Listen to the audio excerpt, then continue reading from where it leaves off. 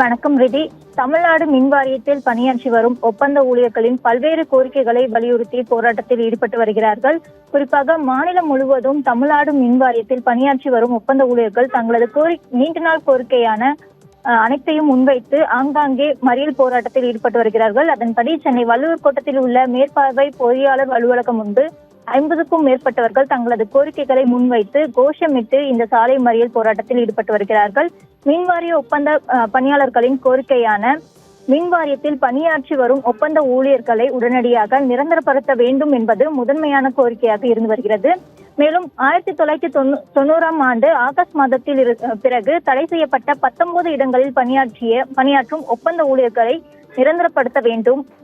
அதன்படி 10 ஆண்டுகளுக்கு மேல் பணிபுரிந்து வரும் ஒப்பந்த தொழிலாளர்களுக்கு பணி நிரந்தரம் வழங்க வேண்டும். மேலும் அரசாணை 950 தற்போது உள்ள திமுக அரசு ஆட்சிக்கு வருவதற்கு முன்பு அளித்த தேர்தல் வாக்குறுதியை நிறைவேற்ற வேண்டும் உள்ளிட்ட கோரிக்கைகளை முன்வைத்து போராட்டத்தில் ஈடுபட்டு வருகிறார்கள்.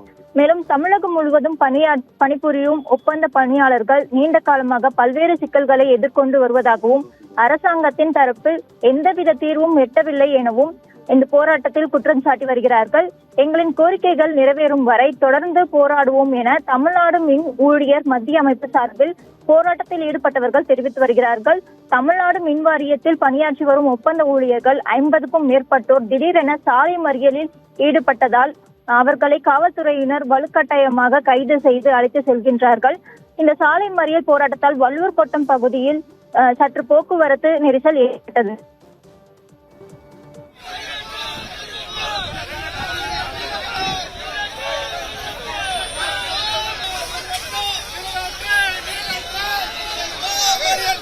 ஒப்பந்த